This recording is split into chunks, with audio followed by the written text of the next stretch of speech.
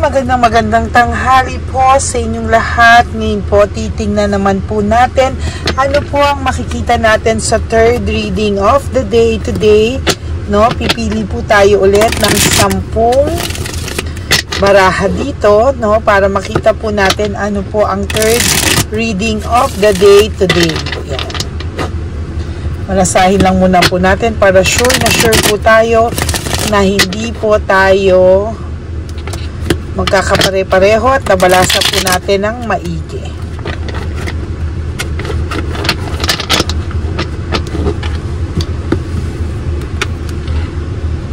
Okay.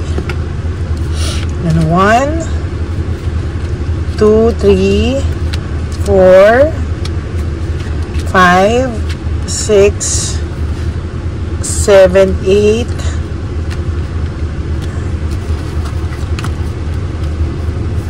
9, and 10.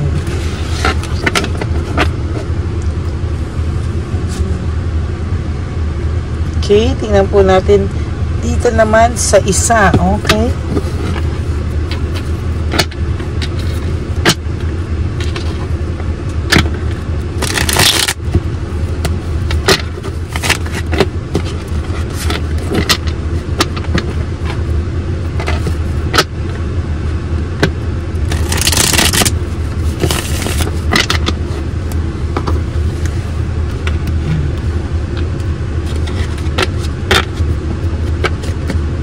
Pili po tayo. 1, 2, 3,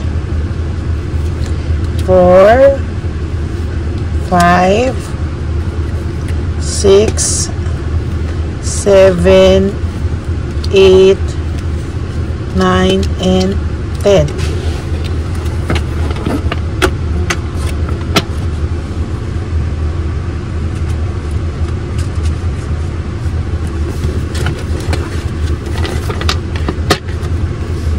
Okay.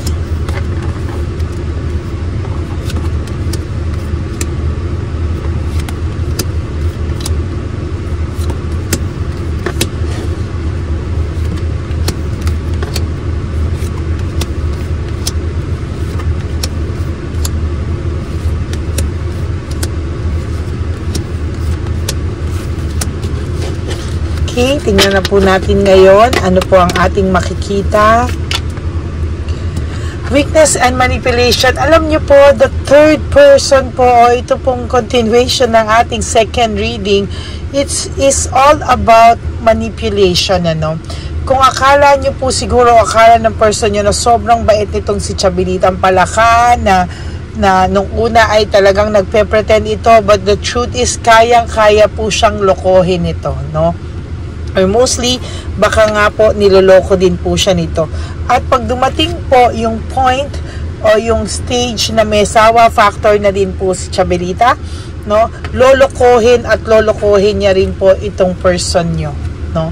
Hindi rin naman po ito nakakatagal, no. Maybe pag dumating po yung time na nagkalabasan na sila ng baho, nagkalabasan na sila ng totoong pag-uugali, or dumating na po yung point na nagkasawaan na po sila, I assure you po, no, na talaga pong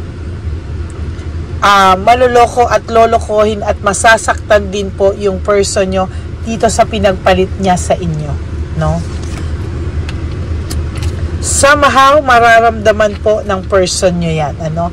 For some of you nangyayari na po, no. For some of you, meron pong iba sa inyo na nangyayari na yan, na nakikita na po niya yan, or some of you meron na mga pong, yung iba nakikita niyo na po parang may pinagdadaanan yung post, no, yung for some of you po, no, pero ayaw pa rin po nilang umamin na may nangyayari sa kanila, no, na ganyan, no, may pinagdadaanan sila, and mostly po, no, binablock po kayo nito para hindi niyo rin po makita yung mga nangyayari. Ingat na ingat po yung person yung mabalitaan niyo po.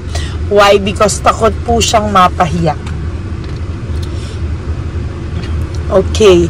Mayroon po itong gusto po ng person nyo na habulin siya, pero ito pong si Chabelitang Palaka, no, kaya niyang manggulo, kaya niya lahat gawin, pero pag nagsawa din po ito, hindi rin po ito mapipilit, no. Talagang kayang-kaya niya rin po yung sarili niya. As a matter of fact, hindi rin po mapipilit si Chabelita pag dumating sa point na ayaw niya na rin sa person mo. Wala na rin po itong pakialam, to be honest with you.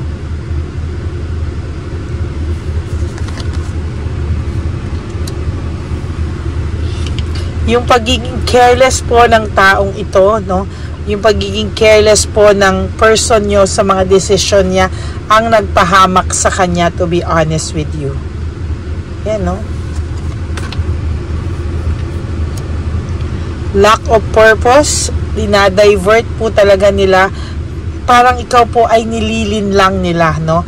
Pinapaabot po nila yung sa point na paniwalang-paniwala ka na okay sila.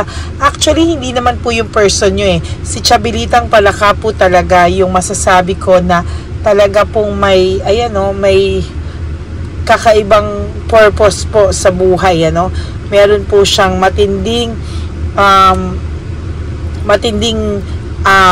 inis, galit at puot sa'yo na tipong parang kailangan po ilukluk ka o idiin ka pa po, no, para lang po talagang ikasiya niya, no. Somehow talagang may problema tong batang to, for whatever reason gusto ka po niyang mainis, no. Pero yung person niyo po, ayan, no, nasa mali po siyang relasyon, nakagapo siya sa makamundong makamundong sitwasyon, relasyon, the devil, ayan, no. Mali po ang mga naging desisyon niya sa buhay. Lack of direction, no? Wala po, no? Wala po yung direction sa buhay. Ito nga yung person mo. As a matter of fact, nung nawala ka po sa kanya, mas matindi po yung direksyon na nawala sa kanya, no? Nawalan po siya ng direction sa buhay. As a matter of fact, oh my God, disaster, no? There's really a financial loss, no? Kapag wala na rin po itong aasahan to, si Chabelitang Palaka, talagang kasi meron po siyang point sa situation nila or sa stage nila na nag-invest to si Chabelitang Palaka, no? Meron din, tapos nanghingi na rin po ito sa person nyo, and dun po, minsan umaalma na rin po to si Chabelitang Palaka, no? Kaya yung person nyo, may financial loss din po siya. For those of you na walang pera yung itong akala po ni Chabelitang Palaka mayaman yung asawa nyo o yung boyfriend nyo o yung ex nyo, no, nung nalaman po niya na lagapak, wala rin naman, no, somehow nawawalan na po ito ng gana.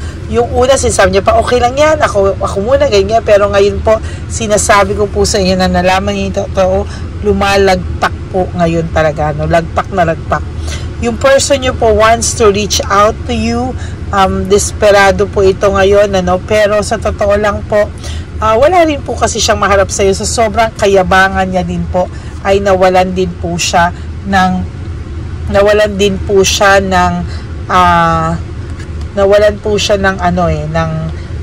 kumpiyansa sa sarili niya. Yan, no? Okay, so pagiging greedy po, sumobra po ang pagiging greedy kasi ng person nyo. Kaya somehow, nawala po talaga. Nagkaroon po sila ngayon ng coldness. May coldness po sila na nararamdaman sa isa't isa. And ang dami po nilang unresolved issues. Emotional baggage. At parang yung unresolved issues po nila ay nag-create po sa kanila ng emotional baggage. Ano? Kaya po sila ngayon ay malungkot, no? As of now, your person, ina-isolate niya po yung sarili niya. Ayaw niya pong makipag-usap kahit kanino. Why? Because nararamdaman niya po yung lungkot sa puso niya and ayaw niya po na may makabalita because he has too much pride, ego, ayaw niya pong mapahiya, no? Kasi, ayan po, home conflict, lack of support, siya po yung sumira sa samahang maganda na meron kayo, kaya ngayon po, ayan, no, napapahiya po siya sa mga bagay-bagay. There you go, no, coldness again, no, talagang may nangyayari pong gulo or dahil po sa katigasan din ng ulo, maybe ng person mo or ni Chabelitang Palaka, no, merong katigasan ng ulo, both sila actually, kaya nagkakaroon po sila ng clash of interest, kaya nagkakaroon po sila ng coldness. Ang dami niya na pong namimiss na chance and opportunity na sana magkaayos kayo, pero dahil po sa sobrang kampante rin po ito, na mahal mo siya at kahit kailan nababalik po siya sa iyo, tatanggapin mo pa rin po siya, kaya he is just relaxing, no? Alam niya po na kasi feeling niya babalik ka pa rin po sa kanya once na bumalik siya sa'yo. Kaya hindi po siya bothered na naghiwalay kayo, na nasira yung pamilya nyo. Kasi pakiramdam niya po, nandiyan ka lang palagi para sa kanya.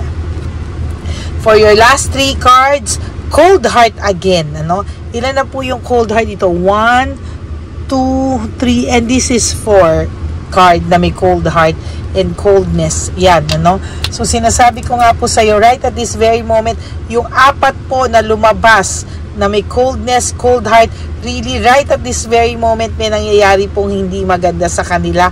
Maybe they have arguments, may anger po na ngayon na nararamdaman. Kaya sinasabi ko po sa'yo, huwag mo pong bilhin lahat ng nababalita mong masaya sila, or pictures can really be deceiving. So, wag, at yung mga post po, wag po kayong maniwala. Okay? For your last 2 cards, unstable po yung relationship nila. Pagdating sa financial, very unstable and may lack of resources. Meaning, lahat po ito ay, wala po talaga. But for now, maging satisfied ka po. Marami ka pong blessings na darating. And, magiging maayos po ang takbo ng buhay mo sa mga susunod na panahon.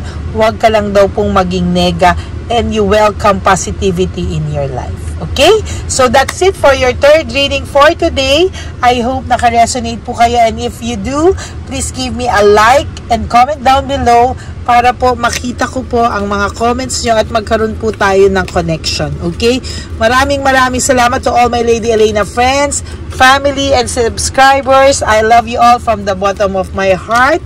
And for those of you who wants to give me a super thanks, maraming pong salamat. Okay? Sa lahat po sa inyo na gusto magpa-private reading, just message me sa Lady Lee Elena. Yan po ang aking official and only legit FB account. Paki-follow nyo na din po. Nasa dulo po yan ng ating video. Tsaan nyo lang po ako pwedeng makontak. Okay? God bless you all. Life is short. Don't make it shorter by stressing yourself from all the heartaches and pains na dinala po sa inyo ng kahapon. Just surrender everything to the divine universe. Just let go and let God write your love story. Magandang hapon po sa inyong lahat, and God bless you all. I will all see you again on my next reading. Bye!